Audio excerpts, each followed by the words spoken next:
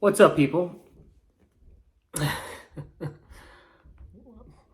going to see how this is going to go. Welcome to Brough Guitars Review, whatever, again, episode we're on by now. I know it's been a minute. Things have been fine. Things have been good. Had a couple of doctor's appointments come up and family coming into town for the holidays. Work's been work, and then been trying to get this last build done for, again, what seems like forever. I just can't believe that it's taken every bit of little over a year to get 4 guitar builds done. I don't know if that's a feat, if that's good, if that's bad. My goal was to build 4 in a year. It didn't happen. That was a tall order. I don't know if I'll be doing that again. Also, my upstairs neighbors, because I live in an apartment, I'm pretty sure they got evicted. So make sure you guys pay your rent. But the reason why I say this is because you might hear some chimichanga music, or throw down, get down. I'm not hearing rock up there currently, so I'm totally judging their taste in music right now. But you might hear that, or you might hear talking. So also, Halen is going to want to play at some point. So we're going to make an attempt to really try and talk about this guitar as he just hit the camera. So I'm not sure if you guys just seem like we went through the San Francisco earthquake or not. Without further ado, let's talk about this 4th guitar. So this is my last guitar build of the 4 that I've been talking about, again, for over a friggin' year. But this one in particular, okay, is the Vitas Gerulaitis or Gerulaitis. I'm not 100% sure. If I was to take a guess, tomato, Bruce Jenner, Caitlyn Jenner, it's all the same at the end of the day to me. But, I'm assuming it's Gerulaitis. But you might hear me say it either way.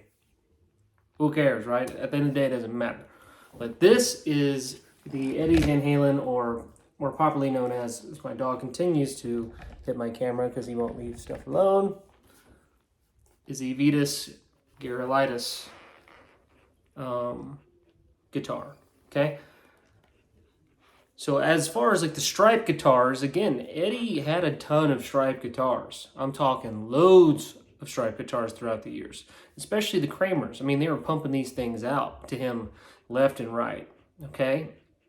So this one in particular really grew on me. The first time I'd ever seen it I want to say it was featured in a YouTube video with Tommy Coletti, because he's the actual current owner, as far as I know, of this guitar as it is today. He actually owns this guitar. I think he either owns Music Zoo or he's a head honcho way up there. I mean, the guy's filthy rich. But we'll kind of talk now about how he came into possession of this guitar, what it is, how it came about. Again, I know enough to be dangerous, so again, if I'm wrong on any of this stuff, sorry in advance, but I'm just going off of either memory or just talking about it, because it's what we do here in this channel. Okay, so the Vitas Gerulaitis. So who was Vitas Gerulaitis, or Gerulaitis? He was a big-time tennis player from late 70s, early 80s. I don't know when his career exactly ended besides 1994, God rest his soul. But he was like a top 5 tennis player. Like, he was no joke. And I guess, he and Eddie were, I guess, friends throughout the years. I'm not exactly sure how they met or how it came to be, but they developed a friendship. He would go over there to each other's places, or out and about, meet up and jam. I guess Vitas was, a guitar player. I mean, obviously. But I guess him and Eddie would jam, and they kind of developed a friendship over time. So, unfortunately, like I said, God rest his soul earlier, Vitas in 1994, I guess, went over to a friend's house, not Eddie's house, a friend's house, was staying in the guest house, and I guess a propane tank that was supplying a nearby pool in the backyard for whatever reason, I guess, was leaking, and it was leaking gases into the guest house. So he actually died in his sleep from carbon monoxide poisoning. That's crazy. Imagine going to a friend's house, going to sleep, and never waking up. I mean, a peaceful way to go, I would assume. Never done it before, but, you know, I can think of far worse ways to go. But yeah, so he passed away. And then to my understanding, this guitar was then left to his sister. I can't recall where I read her name or what it was. But I guess Tommy Coletti kind of heard that this was in her possession, and then he reached out to her. They struck a deal, and now he's the owner of this guitar. There's a video here on YouTube where you actually see the actual guitar, and he kind of talks about it and this and that. So go give it a watch. It's definitely a cool look, and I think if you also go to musiczoo.com, they actually have really good photos of this guitar. So if you want to build this, that was the photos that I happened to use when I did this guitar. Now, as far as this guitar goes, I don't know that Eddie ever toured with it. He may have taken it on tour. I don't recall ever seeing photos, you know, of this guitar being played live. However, I do think it was within arm's reach. I think he did. I mean, he did play it. But again, maybe it was just for practice. Maybe it was at home. You know, who knows? But I don't recall ever seeing live footage of him ever playing this particular Kramer. Well, you dropped it on the floor. Go get it, dude. Here. Lazy. Sorry. So this guitar, again, was from the early 80s. I think maybe Kramer had obviously built it for Ed, but I want to see if the guitar was actually painted. I'm assuming by George Felice, because from what I understand, Paul Unkert had left in the early 80s. He left Kramer, and then it was George Felice kind of painting the guitars. Because if you notice one thing that's kind of different besides many things about this guitar, are those little hash marks here, whatever you want to call them. You know, Eddie's pretty, you know, famous for always having those on all his kind of Frankenstein design kind of guitars. But if you notice, those are a little bit wider and, you know, a little bit not as close. They're thicker as far as compared to, you know, the Frankie. So, yeah, I just that's what kind of tells me that I think it was obviously painted by someone else, because it's, you know, it's like art. You know, each of these pieces is a piece of art. You know, the striping patterns, this and that. It's a little different, so you can kind of tell, you know, that not the same person had been painting these guitars, you know, forever throughout the years and this and that. So, yeah, this one was a fun build, and then like I said, it really grew on me. When I first saw it, I thought it was ugly.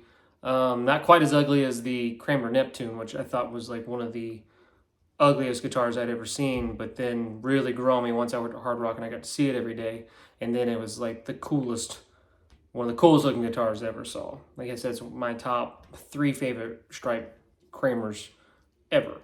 I'd say this one is probably my 4th or 5th, but I wanted to do this one because, again, it just looked so different, you know, than the other ones. I mean, on this one in particular, you know, you got the reverse zebra pickup. This one's got a white old school speed knob on the volume pot. It's got a white, you know, single coil up in here. You know, he's still got the good old, you know, 5-way switcher there, the 3-way switch there in the middle position. It also has, you know, this black retainer bar there, okay? There's also no black featured on the headstock of the guitar. The headstock also is a little bit thinner than the 5150. It's got gold hardware as well, if I didn't say that already. Just on the jack and on the tuners. You know, and it's also got, I mean, apparently a lot of Ed's guitars were 6 bolts, but the 2 bolts here in the middle may have actually been underneath the back neck plate.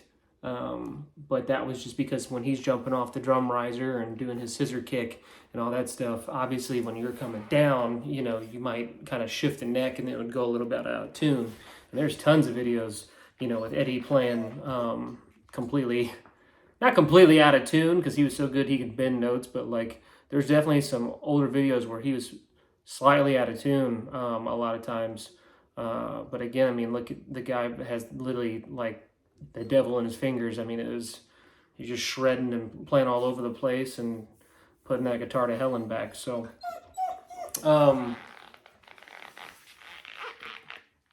what else? I guess we'll talk about, you know, the parts.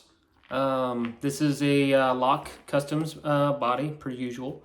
Now, the thing that's different about, you know, this than a normal Frankie is if you look at that cut for where the humbucker is, see how it's a little bit wider there at the top end up here, and it's not a complete perfect square, but the cutout's pretty big. What do you want?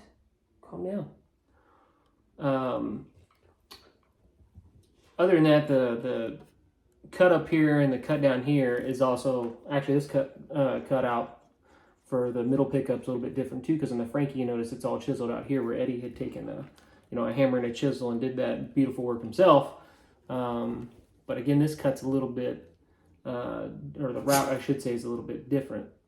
I'd say the shape is still roughly about the same as kind of a strap, but it's definitely more of along the lines of the Kramer knockoff kind of strap body, because the horn is a little bit thinner. But a Lock Custom body. Again, the guy does, you know, great work. This was God, I can't tell you how many bodies I've gotten from him. But I didn't know anyone else who was doing the Vitas Gerulaitis guitar. But he's got, like, you know, the Kramer Ad Frankie on there. He's got, you know, the Shark. I think they even do like the Snake now. Like the dude's killing it. Him and like Fairfield guitars. Again, you know, shout outs to them. I don't get anything from it, but again, they just make great products.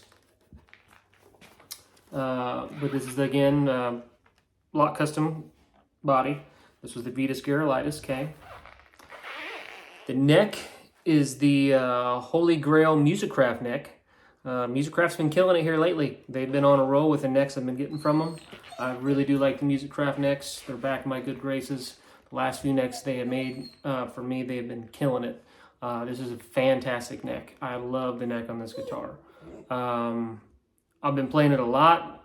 We'll see if it turns out to be my favorite neck. I might have to carry on these specs from here on out. But it is a great feeling neck, and I can go over the specs here in a little bit on that, in case you guys ever want to give it a shot. Because really, when it comes to the necks, on a side tangent, like, unless you've played a bunch of guitars, you know, you may not know exactly what it is that you want, because that customizable screen, when you go to order a neck, it's kind of like, if you haven't really played, you don't know. But one thing I do like about Musicraft is there's a little drop-down menu or a little information tab for every, you know, little thing that you can customize. You know, it will sit there and tell you kind of like what that is or what that represents or where is it on the neck, what it does. So just food for thought. So don't be too intimidated. You can't find that information, or, you know, feel free to ask me questions down in the comments. I always try to reply to you guys when you happen to ask me questions or make comments or anything along, you know, those lines. I do my best to reply back in, you know, a timely manner, so you're not like, man, this guy 9 years later just replied to this. I totally forgot. But again, here to help. Okay. So again, some Musicraft Holy Grail neck. These are the Gatto gold tuners. Should I go for pricing? I always ask myself this. Let's just go through pricing as we go and talk about the parts if I can remember. The body, again, was the Vitas Gerulaitis. I want to say the body was maybe $175, $775, $200. I don't remember. This was, again, over a year ago. The Floyd Rose, again, is an original Floyd Rose. That was, about 220 or so, 250. The pick guard, okay? Now, notice it's got a few extra holes there, okay? So the pick guard itself is from Mark Blankenship, if I can give your name out. Again, too late. I've said it in other videos, so I'm going to say it again. He's a great guy. I think you reach out to him on Facebook if you want, or Instagram. I don't remember. I think it was Facebook when I reached out to him. Really nice guy, and he customizes pick guards. And so I'd sent him a photo of the Music Zoo photo of the exact one that I wanted to have cut out, and he made it work. He did the extra hole up here. I put the foil on it underneath with some tape, left that exposed to be able to put my volume tone in there, or my volume potentiometer in there, and then the rest is history. Again, makes great products. Highly recommend them. But again, that's the Mark Blankenship pick guard for the Vitas Gerulaitis. The pickup is the Kramer Frankenstein, or the Kramer Eruption, whatever it's called, pickup. I just happened to see that in an ad come out recently, and I was like, because Kramer's Gibson now has owned Kramer for a little bit, but I was just like, man, I'm kind of wondering why they're actually able to license and put out another thing or something in Ed's name. But I had to give it a shot. I was like, I haven't seen Kramer really do much in a long time, especially since being acquired by Gibson. I mean, they got a great brand that's super popular with a lot of people, and it does seem like it's on its way back. This is the reverse zebra. Sometimes I get questions on that, like how do you get the cream on top and the black on the bottom? Because you can't just simply flip the pickup over. It's gonna sound like crap. So you got to make sure you order it a certain way. This is the reverse zebra, where the cream's on top and the black's on the bottom. But this pickup was, I think, about $100, with shipping and everything. I want to say it was really actually more like 90. It is a good sounding pickup. It doesn't have a whole lot of low end. It's definitely boosted in the mids and in the highs for sure. But it kind of reminds me of honestly like a more hot rodded JB. Still my favorite pickup, I'd say, with overall is the Seymour Duncan Custom. But again, this is Kramer's, Frankenstein Eruption pickup. Great pickup. Like I said, I'd give it a shot if I was you. And I didn't have time to play today. I got to go pick up my daughter for school here soon. Otherwise, I would have played for you guys. But I can always play all my guitars and do sound clips and other videos if you guys really want to hear it. But again, great sounding pickup. This is just a dummy pickup I think I got from like China or something, to be honest, because it's not hooked up.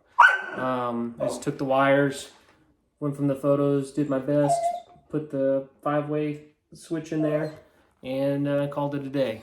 So the switch was maybe $10. This was maybe $20. The speed knob here, this white speed knob, okay, that's kind of what it looks like. It's the see-through. Set the numbers. I wish he'd stop running my camera. Set the numbers there where you can see clearly all the way through. I want to say that was maybe $8 for 2 of them. I got another one. The jack, the gold plate, was like maybe, $9 from Fender. We'll go over paint here in a second. The neck plate I got from Frets on the Net. Let's see if you can see it there. There's the good old Kramer. Hold on, I'm getting a phone call. Get out of here. There's the Kramer neck plate from Frets on the Net. There's no serial number, but I did ask for the 6 bolts. He drew up a rendition and was like, this is exactly what you want. I said 100%. If you also notice on this guitar, it actually has the normal strap locks, or not strap locks, but the strap buttons here. Okay, now you could see where he had previously maybe had it put there for a portion of time, because Ed does put them there on the back of the horn sometimes.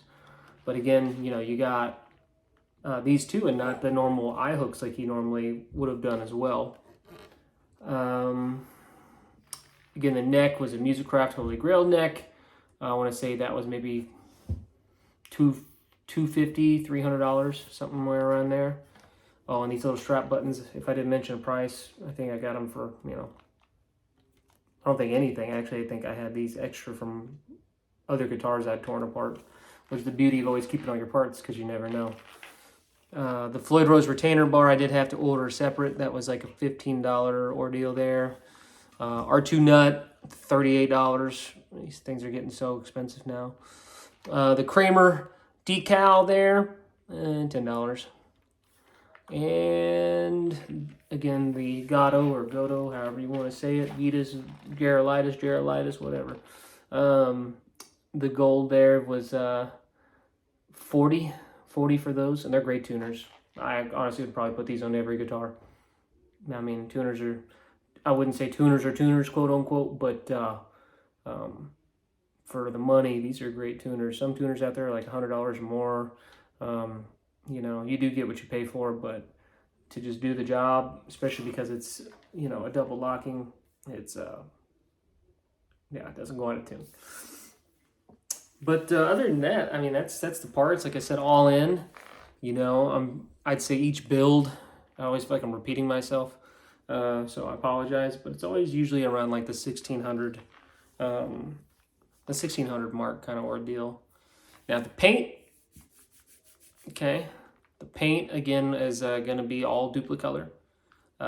It was the Super White, Duplicolor Universal Black, and then this is the good old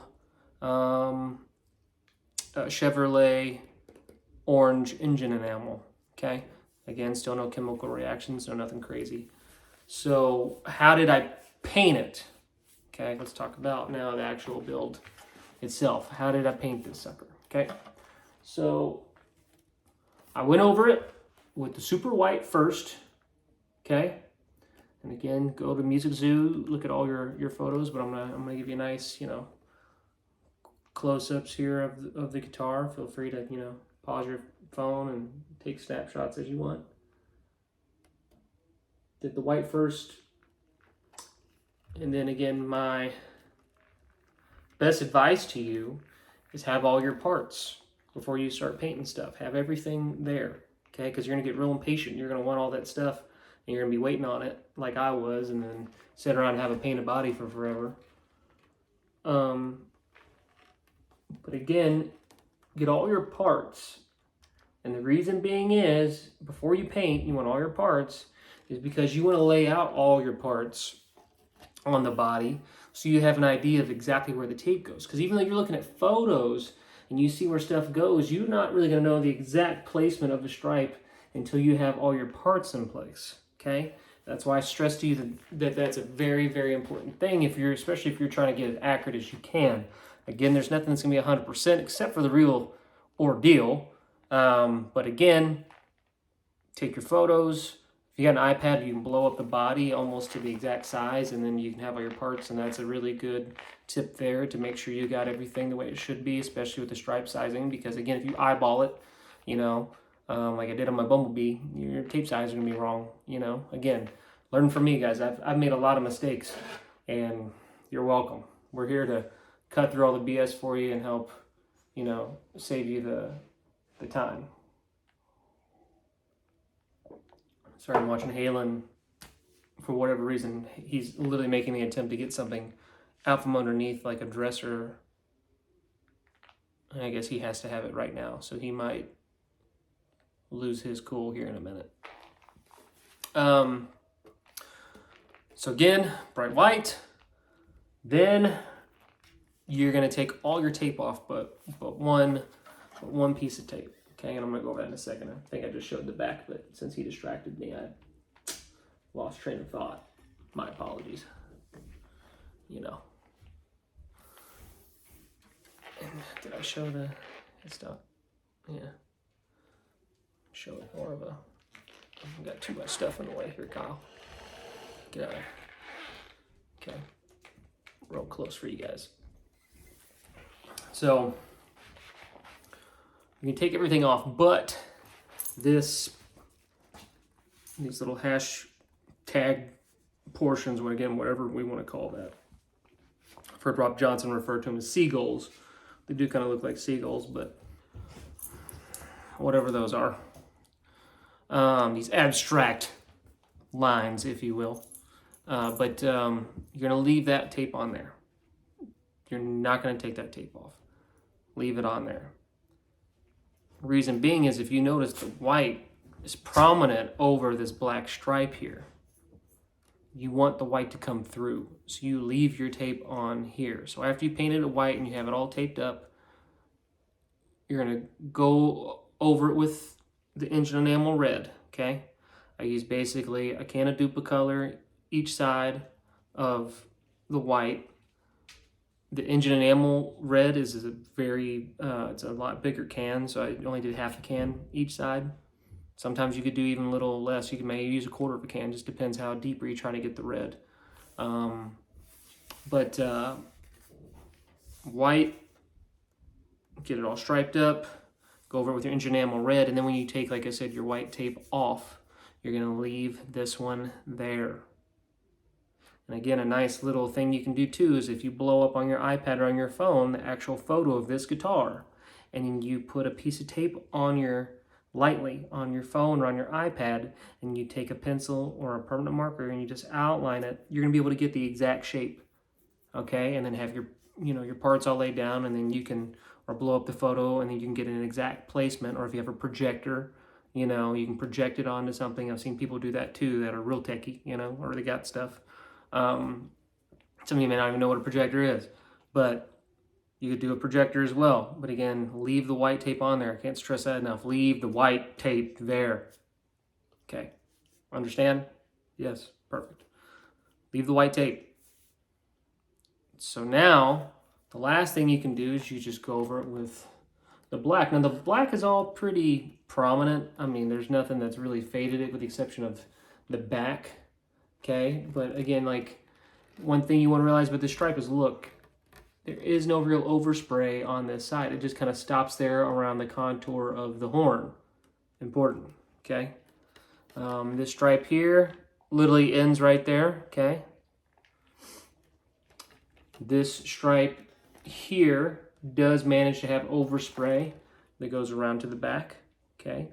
And again, when you do your overspray, you can just back up, have everything taped off as much as you can, but not too close to kind of where you want it, because then it's going to look essentially like this, but you want the overspray. So what will happen is if you don't have anything taped off or covered with, like I said, a grocery bag or newspaper or something, what's going to happen is this. Let me show you.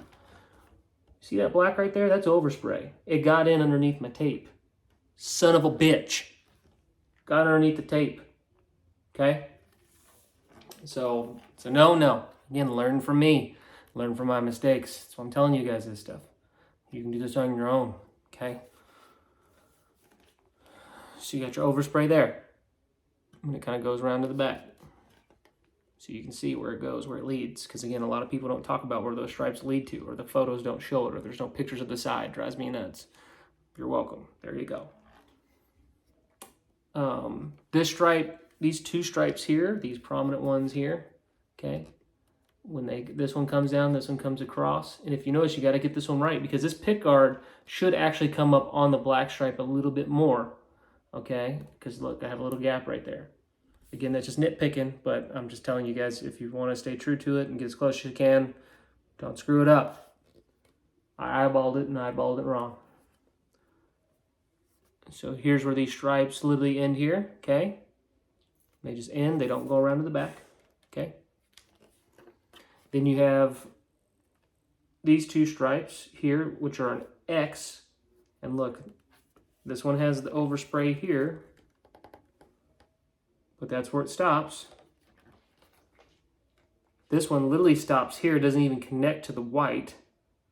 This stripe doesn't even connect, just literally kind of just haphazardly goes here and goes straight across here, where there's then overspray again, which then comes around to there, and look, it starts to fade.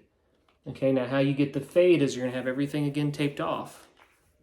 here and here so you don't get any overspray, but you just kind of lift up the can ever so like really far away at the last second. Like one time, that'll be enough. And then just kind of fades it. Looks like overspray, right? Perfect. So that's how you do that. It's a very important feature that some people might forget on this guitar. Maybe you won't, but you should now because I just told you. And then this bottom stripe here, again, that comes up from that bottom of that pickguard. If you notice there, towards the bottom, it's not exactly a straight line. And it looks like overspray that kind of goes down like so and stops. Okay, I actually think I may have even gotten this wrong. Maybe this black shouldn't even be here, I don't remember. I'm pretty sure it's not supposed to be. I'm pretty sure it's just supposed to stop there perfectly, okay? So again, just things to consider, okay? And how you do the black striping, you just tape it, literally, you know, you just tape it and only have exposed where you want the black, and then you go over the black. And then the very, very, very final step, you know, after you've done all this, okay? Because remember, you've left this on the whole time, even when you did the black. Then you take this off. Okay, now don't mind this black here that's running through the side, the middle here. Okay, don't mind that black. When you peel this tape off, it's going to be completely white, which is what you want because now it's overlapping this black stripe, right? Then permanent marker is your friend. Then you can take your permanent marker and you can put it right there. Looks like a black stripe, right? I don't know where it was going to or whatever. I'm assuming it was maybe going off to the side here and they forgot a piece of tape and they painted over it. I'm not sure what George Felice was doing or whatever, but again, if you look at the pictures, that's another little cool, fun little fact about this guitar is right there, okay? And then that's literally it. That's the Vitas Gerulaitis. It's not a super hard guitar. You know, the hardest part to paint was the little seagulls or whatever, or abstract shape here. The overspray is always a hard one because again, it's kind of how it happens. And then just, you know, just getting your stripe placement's always a pain in the butt, you know, if you're real anal about it. But again, not a very hard guitar to paint. And it's definitely a cool looking one. You know, it's another kind of version of a Frankie, if you will. And then the headstock, set this down. You know, again, there's no black stripe on this guitar, on the headstock. All you have is your black retainer bar, which is very important because it's not chrome. Get your Kramer decal and, you know, this and that. So again, you go over it with the white first, you stripe it up. There's no striping patterns here on the back of the neck. It's completely red. Again, how you do this is you just, again, put tape here, piece of tape here, tape off the rest of this, and just paint your headstock. Again, don't paint the nut. Always tape that off there. You don't want any paint in that area. You want any liquid to seep in there and create cracks and this and that, especially with, you know, these bad boys. But just food for thought, and you want that to be raised. You want it to intonate well, meaning you want the strings to be at a certain height, okay? But anyway, I digress. So there's the headstock, okay? And again, the Holy Grail neck is a little bit more of a curve. It's definitely more arched. Probably it's barely shorter than the other, the 5150 kind of style headstock. But I love the hockey stick looking necks, and I love the Holy Grail looking neck. I love this neck. Now he does have kind of some gray schmutz stuff here. I don't know what I'm trying to say if I'm just making up words and terminologies today. What I did with this is after I painted this and I took all the tape off, I just went over it with a little bit of gray stain, just very haphazardly put it on like a plate, a little bit on a rag, and just kind of dabbed it in an area where I wanted it, okay? Let that dry. And then the Kramer decal, these water slide decals, I don't think anyone ever mentions how you put on a water slide decal. Usually it has instructions in there, but when you get them, it will tell you to like soak it in, you know, room temperature water, and then you take it out, and it's called a water slide decal because you need water to get it off. But then what you do is you just set it kind of where you want it. And then I would take like your X-Acto knife or maybe your fingernail or whatever and just hold it on the corner, and then take the white piece of paper that it came on, like it looks like a sticker. You just kind of pull that out and it just kind of slides off. It's real slimy, okay? And then it will stick on there. Now what you got to do is make sure you don't put too much water on it. After, you know, you want to kind of get it kind of dry and then put it on there, because if it's still too wet, this thing's going to slide around everywhere, or the decal is going to get damaged and then you're screwed. So then what you do is you just kind of let that dry, and if you have like not like a box cutter knife, but like something that shape that's flat, where you can, first I would just kind of dab it with a towel, and because you might get air bubbles in here, because this is one piece of like plastic, you know, you might get some air bubbles, and if you get air bubbles and you try to paint over that, it's going to chip off, fall off, get damaged. So you just want to rub that with like, dab it with a rag and a towel, and then take, like I said, like a plastic, almost like a plastic box cutting blade, if you could find something like that or that shape, and just kind of, or even your, I mean, once it's dry a little bit and it's sticking, it's hard to explain, but you just want to push the air bubbles out to the edges and get those out of there. And then it'll be completely flat. And then sometimes if you also notice, it looks like there's still a film around it after you paint over it, like a square film where you can literally see the sticker. You can actually cut with scissors super close to that if you don't really want to see that. And I promise you, once you finally put like a finishing layer of clear coat on that, it's gonna look like this. I mean, you can't, you know what I mean? Like, now you see it barely, how it's kind of around the Kramer, but at first glance like this, you can't tell at all. So again, water slide decal, and that's also how you can tell if things are fake. Someone's trying to sell you something like a chipsin or whatever else. I mean, people are getting really good at this stuff. But again, just things to look out for. I'm not saying that big companies don't use water slide decals. They do, but they're a lot better at it. So that's how you do the neck. Again, make sure when you order it, you don't forget the skunk stripe, because that is an option on there. That's the skunk stripe right there, okay?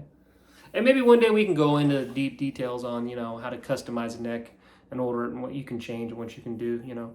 I think that might be a good video to kind of teach you guys or give you some more information. Because again, the whole point of this channel is to make things easier for you guys in everything in the realm of guitar. There's so many videos I can do on.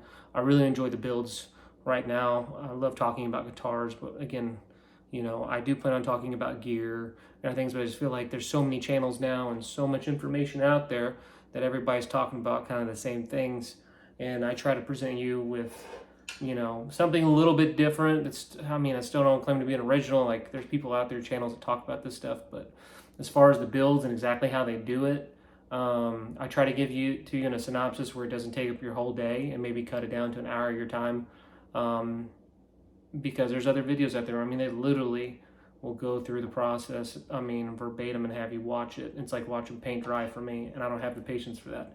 But again, a lot of good information. I think a guy named Coffee Drinker out there, never met him, don't know him at all, but he does a lot of videos where he literally breaks it down verbatim on builds, and the guys, he does really good work, you know. So again, practice makes perfect. You guys do this stuff at home, practice on your additional pieces of wood, like I always tell you, a 2x4 or whatever, or you got like some old guitar that you don't, you know, want to, you know, use anymore, or something else. Sorry, I gotta keep getting text messages.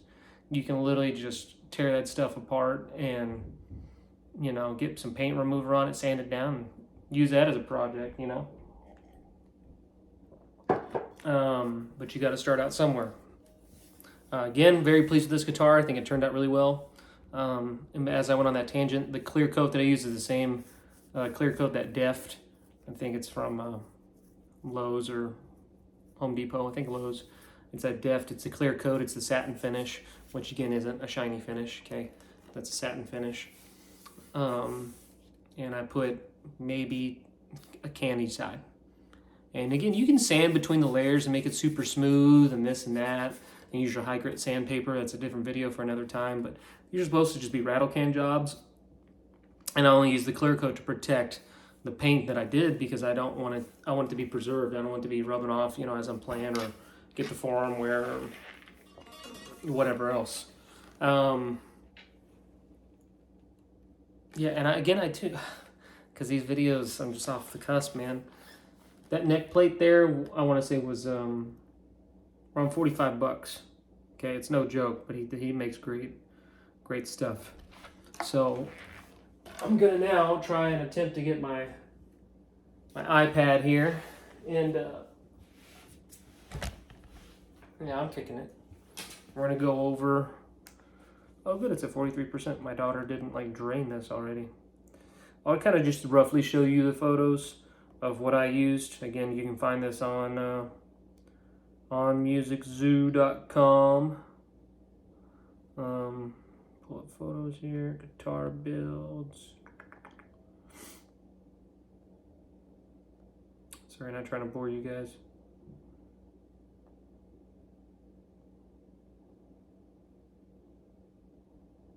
Here we go.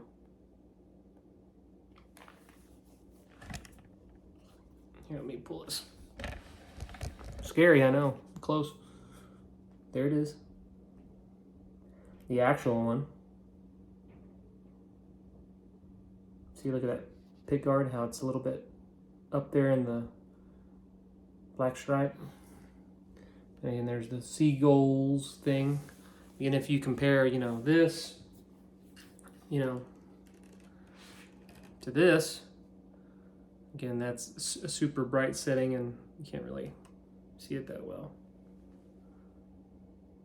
Not too bad, right? Again, it's a pretty bright red. Looks like in this, again, in the photo, but again, lighting and this and that. Let's see, there's the speed knob.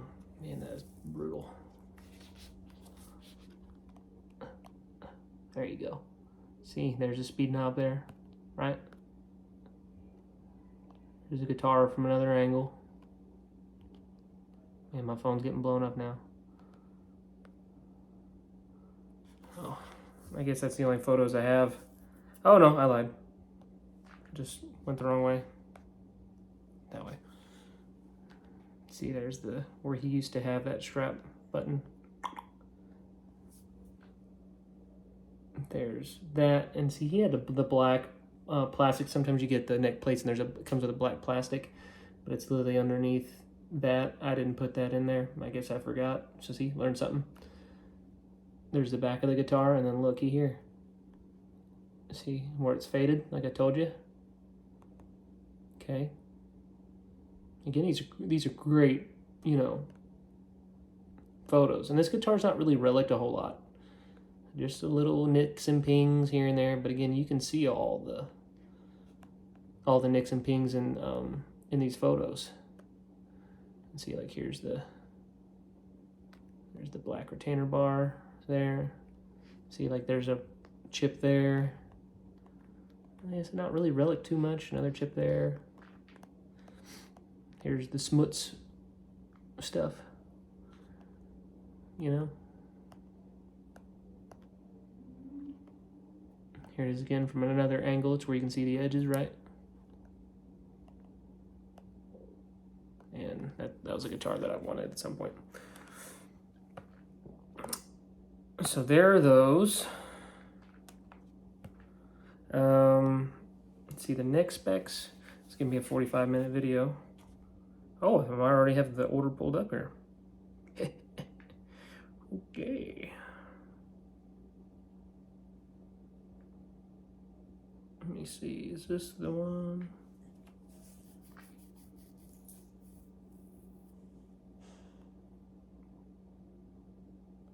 Let me see here.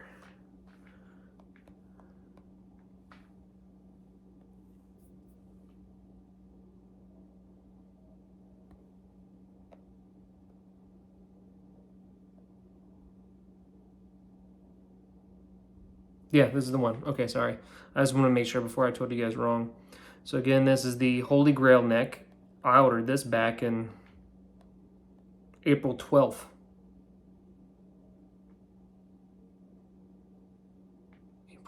April this year. Oh yeah, because I had the body for a while, and I just ordered the necks sometime later. So I'm trying to get all your parts ASAP. Okay. It's a one-piece constructed neck. It's the Holy Grail. That's the head shape. It's right-handed. 25.5-inch standard fender scale. It's 22 frets. Nut width is 1 5/8, which again is the R2 nut size before you go ordering your necks and you want a Floyd. It's an you can get an R3 nut, but I always use the R2s. That's what Eddie pretty much always uses on all his stuff. He did use some R3s on some of his Wolfgangs, but mostly R2s. It was a Floyd nut shelf with rear mounting holes.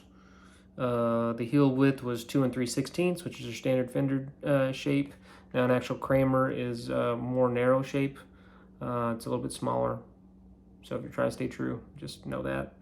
For the sake of just interchangeable and this and that, in case if I ever broke the neck, it would just be easier to find a neck with that size to do that.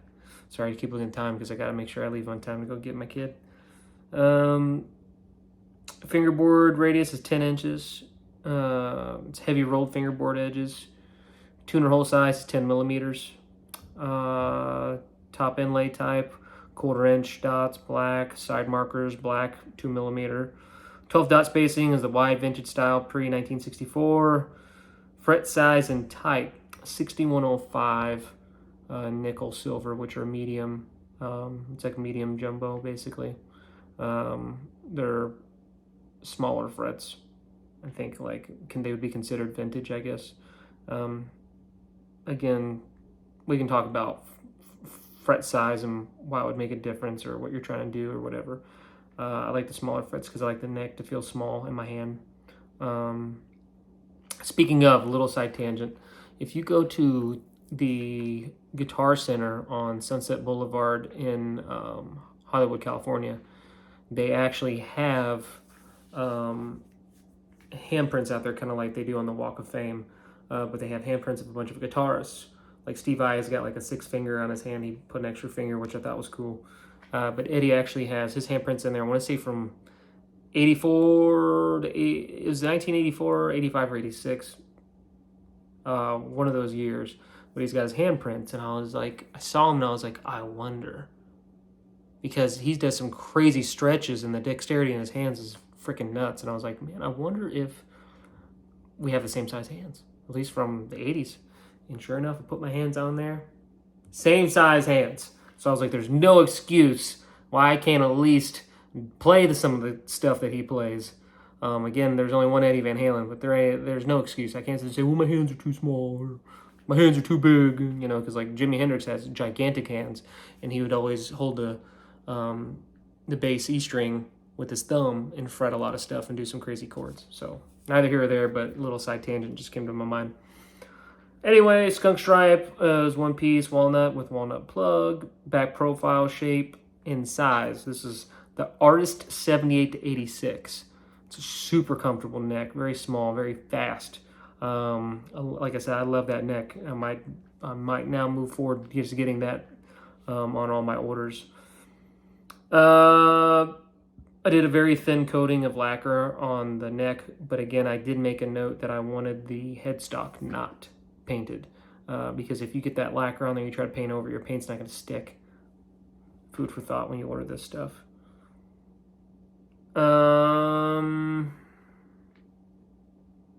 Drill mounting holes, I didn't do any because I'd got that neck plate and I knew it was going to be 6 holes. And other than that, that's it. And let me give you an exact price on what that cost me. That neck itself cost me $275. And again, shipping and everything else was like $15, so $300. But worth it. And typically the turnaround on for the necks is usually, about